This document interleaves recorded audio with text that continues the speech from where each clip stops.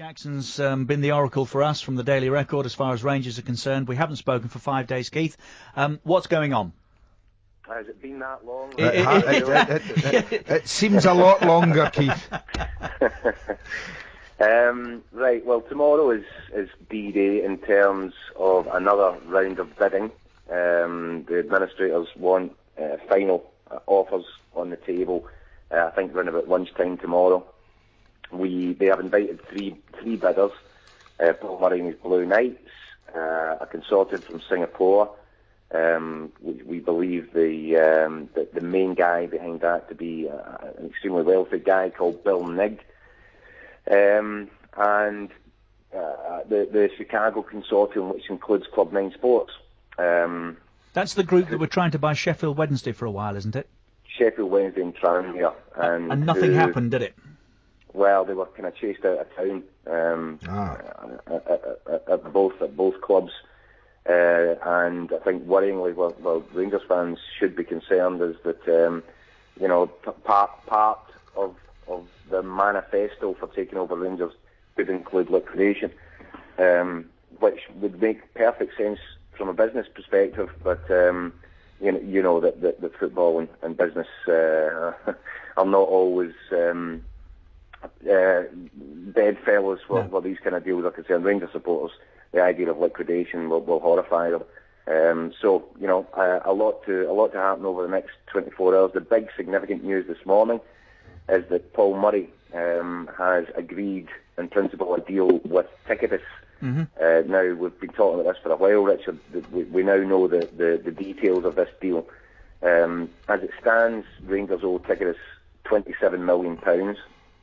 They have agreed last night or yesterday on a deal which would see Ticketus claw back only £10 million of that £27 million, and that furthermore that Ticketus would agree for Rangers to pay that money back to them should the Blue Knights be successful over a period of 9 years, interest-free, and Rangers only having to make payments in seasons when they were competing in European football. So, on the face of it, it's a terrific-looking deal that has been structured there. But is the problem still that Craig White won't sell his shares to the Blue Knights? Well, Craig White, it depends what side of the bed he gets out in the morning. There's different messages comes out of Craig White every day, out of Craig White's camp. The latest is that he's quite happy to form some kind of deal. I think his latest quote was that he doesn't really see what Paul Murray brings to the table. The two of them obviously don't get on, but that he has met with others and talked to others amongst the Blue Knights consortium, and he's saying that he will step aside. But I think if history tells us anything, if recent history tells us anything, it's to watch Craig White like a hawk. Because what he says and what he does are two very different things often, yes? Oh, well, yeah, that would certainly appear a fair comment. Is Brian Kennedy still involved? Brian Kennedy has not been invited to bid. Does that mean that Brian Kennedy is not still involved? I'm not so sure. Watch this space.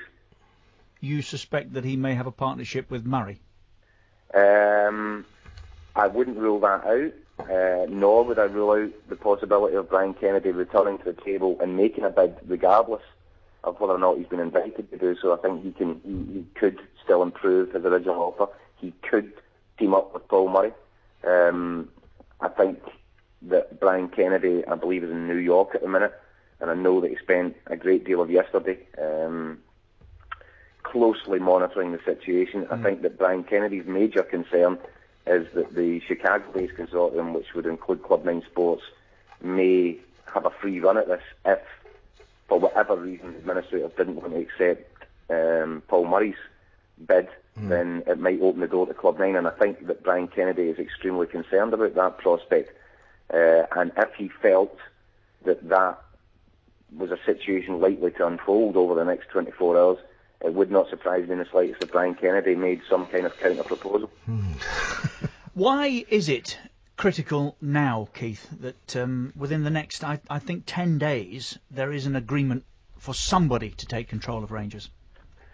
This again is one of the major concerns. As we discussed last week, Brian Kennedy, having been told that his bid was not going to be one of the runners said, look, that's fine, but I'm telling you now, this club you need to be in a situation where you're shaking hands on a deal in 2 weeks. Otherwise, the club might be hurtling towards a liquidation, and it would become too late for anybody to apply the brakes.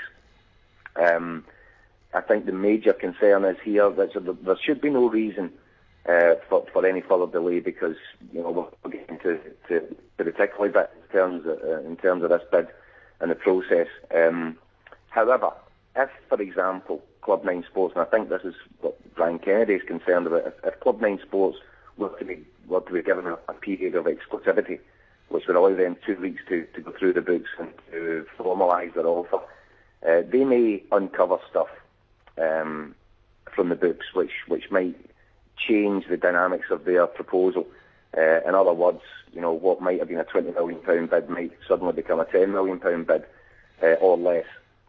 That was certainly the case at Sheffield Wednesday when they talked about coming in with £20 million, and by the end of the process it came down to £2 million, and also they were demanding £4 million fees over 10 years. So they have a track record there, which I think would cause some alarm. Now, the biggest problem being, Richard, if they enter into a 2 week period of exclusivity and these terms and conditions were then changed, and all of a sudden the deal that had been on the table bears no little resemblance to the one which they would be putting in formally, well, that could, or they could even walk away from it. Now, the problem being there, if you've knocked another 2 weeks onto this process, then if they have to then go back to Paul Murray or a Brian Kennedy, it may be too late. The time constraints placed upon them then, if they miss out in 2 or 3 weeks, there might be no choice but to go down the liquidation route. And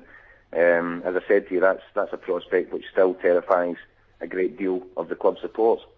And is still a realistic possibility then, isn't it? One other thing that we know has happened, the deadline for Rangers being in a fit and proper condition to play in Europe next season, that has passed, hasn't it? Yeah, that's come and gone. I think that's another part of Paul Murray's deal with Ticketus, that there would be no repayments over the first 2 years, regardless of what happens this season or next season.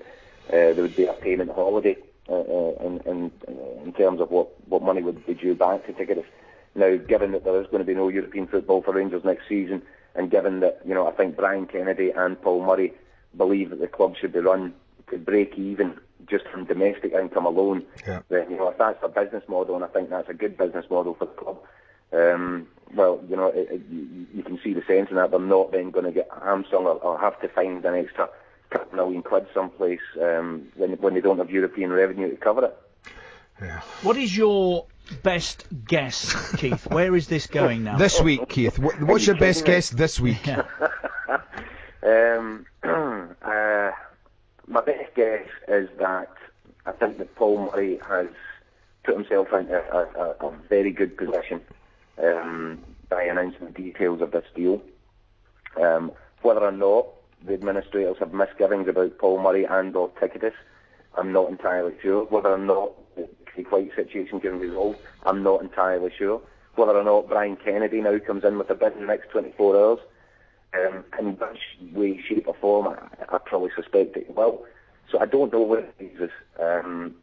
My best guess, I think what would be best for the football club would be, come the end of this week, either Paul Murray or Brian Kennedy are given preferred bidder status and allowed to crack on.